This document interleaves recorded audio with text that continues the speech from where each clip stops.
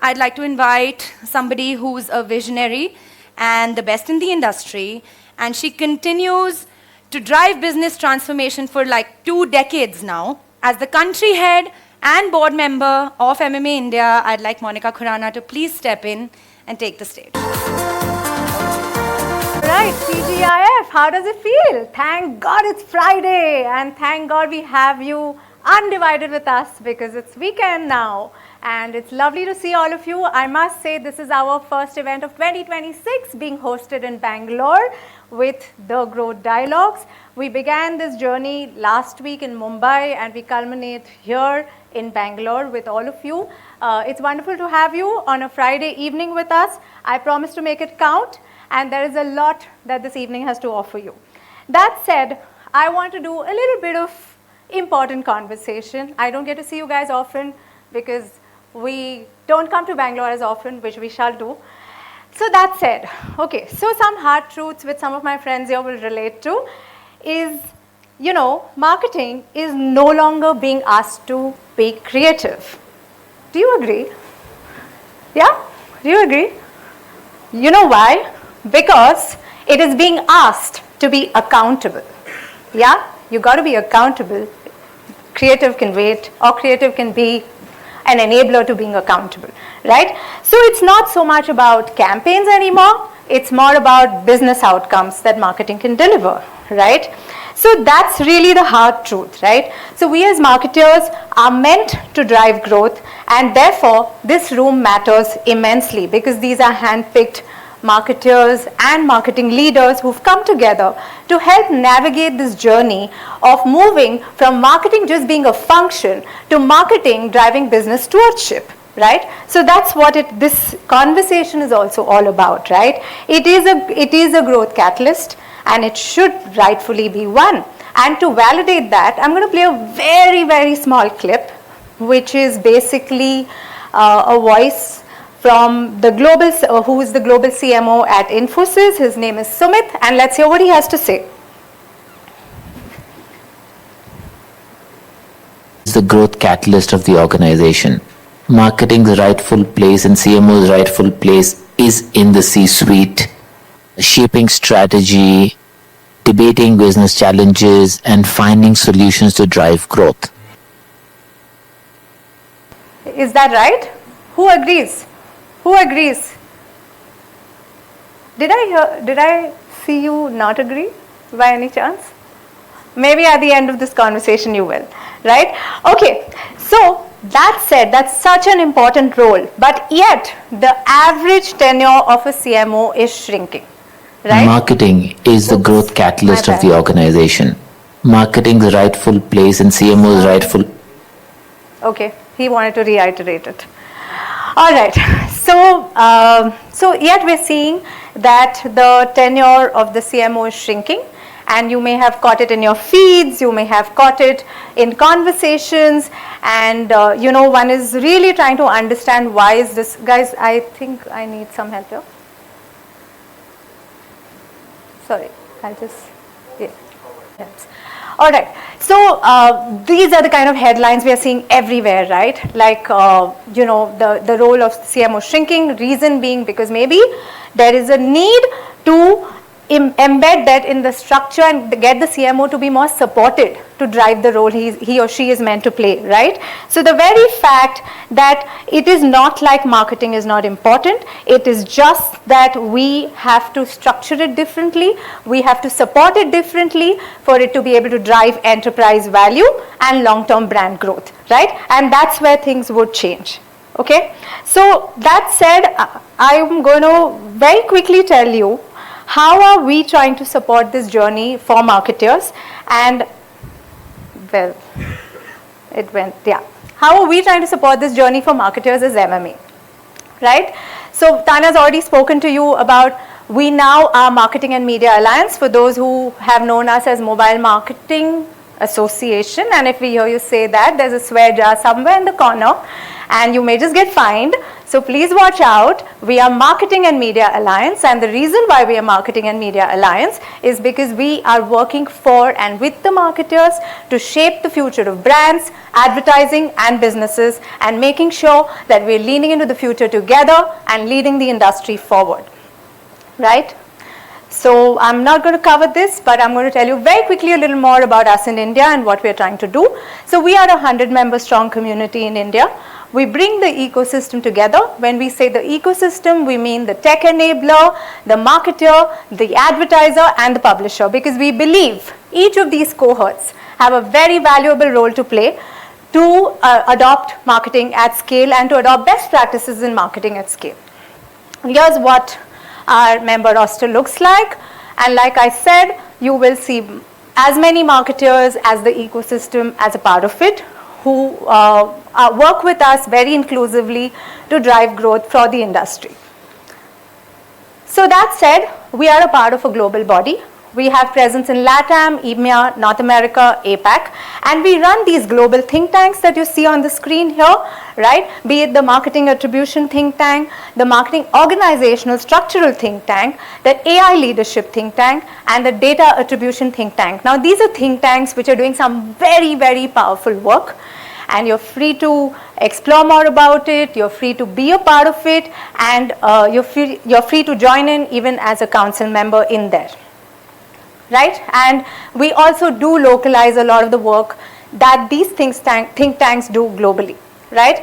Now in India, these, just to give you a flavor, because I know that some of you are members here, some of you may want to consider being a member, keeping in mind the context and the focus we have, right? So what we are trying to focus on, after having brainstormed and jammed with the board for a very, very long time before we got into 2026, are these 6 areas which you see on the screen, which is basically capability building, AI proving its value, not just driving efficiency, retail media prioritization, another very interesting one, which is financial fluency, for which is for marketers non-negotiable.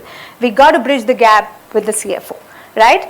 Then we, of course, have to talk about measurement, but remember, not in context of just unified measurement, but more in context of having a holistic point of view on marketing outcomes. That's the measurement we are talking about, right? And lastly, of course, shared learning, which is what we did today here, and we'll do more of it in a bit, right? So that's really what's important. We continue to drive these narratives with help from very active councils back here in India, which not only localize global frameworks, but they also run a lot of local narratives. So for example, quick commerce as a narrative is run as a part of the Retail Media Council, which is actually a regional think tank, but does not have the narrative in other markets, right?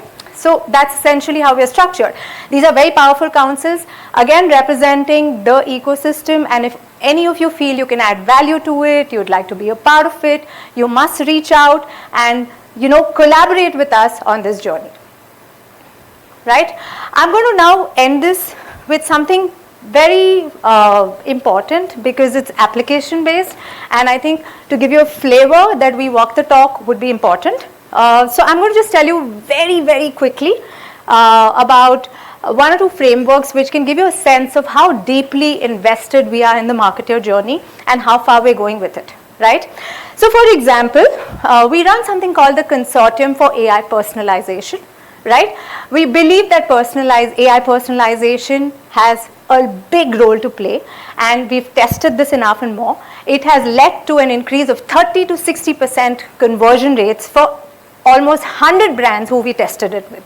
We've done 100 case studies using this framework, and it's been extremely powerful. And the reason why we're sharing it here is that we've also brought it in India, and if any of you would like to test it, try it, it's available, right? Where we're really trying to see if through the journey of personalization, it can drive higher value for your brands. There's of course a very, very deep framework out there, which we can share with you one-on-one.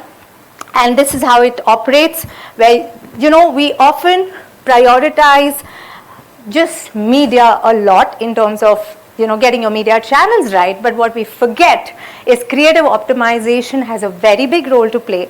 So if creative effectiveness is low and media segmentation is high, it is not going to deliver optimal results. They need to come together in a very scientific and a very layered manner.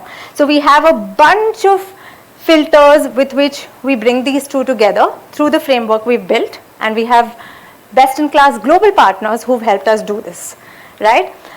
So that said, just an example, I must tell you this framework is getting actively tested by brands like Nestle, McDonald's, and a bunch of others even in India.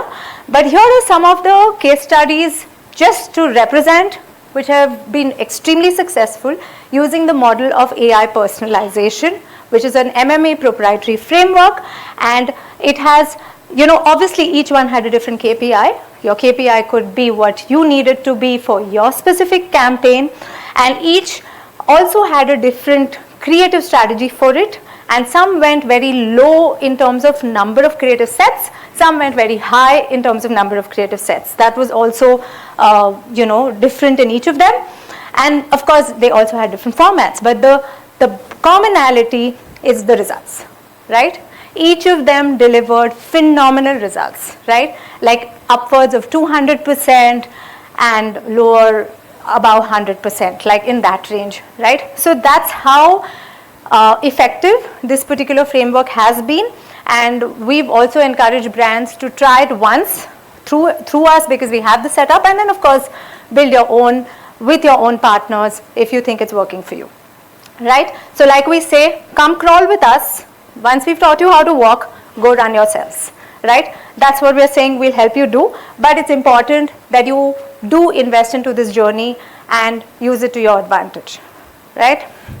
Another very quick one, and I'm going to take another 3 minutes to be precise, but this is yet another framework which we're very proud of, and it's called Movable Middle Growth Framework, okay, where it is not the traditional movable middles we hear of. It is the movable middle which primarily is identifying those who have the propensity to buy and to consider your brand, both. They have the propensity to buy and they are highly likely to consider your brand, right? And that is where the sweet spot is. And this is something which again we've built. So when we are showing you movable middles here, they're 2 to 23x more responsive, right? And that's essentially the audience which is in the middle, who you need to be really investing into, versus the ones who are never going to respond and you're going to spend a ton of money behind it, or the ones who anyways will buy you whether they see you or not, right? So that's the one we're talking about. Again, best in class work, proven, enough POCs in there, right, where the ROAS has clearly shown the amount of power a segmentation strategy like this can have. It just needs you to understand the framework, implement it exactly the way our expert teams guide you, and once you've done it, you will be able to do it yourselves independently, right? So this is yet another framework. Now I'm not sure how often do industry bodies really come and share such deep work with you and are able to really do it all the way, but we've been basically in this space for 20-25 years, working with marketeers across the globe and invested immensely, and therefore we have what we have to share with you as our proprietary framework. So at the end of it, what is Movable Middles doing for you? It's actually doing the trifecta, right? It's delivering sales, it's getting you customers which are repeat in nature, and it's of course building brand favorability, right? So that said, if any of this made sense, and if any of this thing can add value to your marketing journeys, all right, or to your partners, this is what you should scan. So you can maybe reach out, engage more, and adopt more of this, and be a part of what we call the marketing's smartest focus group. Fair? So that said, I'm going to now come back to the topic for today. We had some phenomenal roundtables.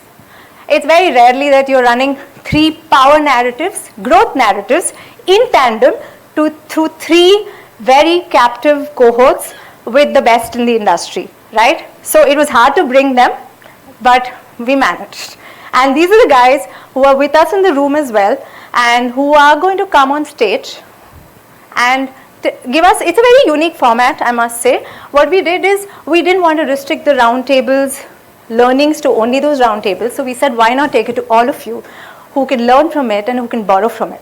So what we did is we said, we will get each of the groups to come right here on stage and share with you their collective insights from each topic that was being discussed this evening before you all joined us, right? So this is what we discussed. So we had a very interesting conversation which Meltwater led, which is on using consumer and AI intelligence to drive business growth. We had another very interesting session on unlocking real growth through adaptive planning, which was led by Audience Pro. And then we had a well-timed conversation on power of vernacular content in driving engagement during cricket. So these are the 3 topics we discussed. Each of these groups will come out here and give you a sneak preview of what they took away. Okay, so with that, I think it was 4 minutes, not 3, but I hope this was useful, and I hope we can speak more about it over drinks. It's Friday, you guys don't need to rush back. And with that, I'll give it back to Tanya to get the collective insight started.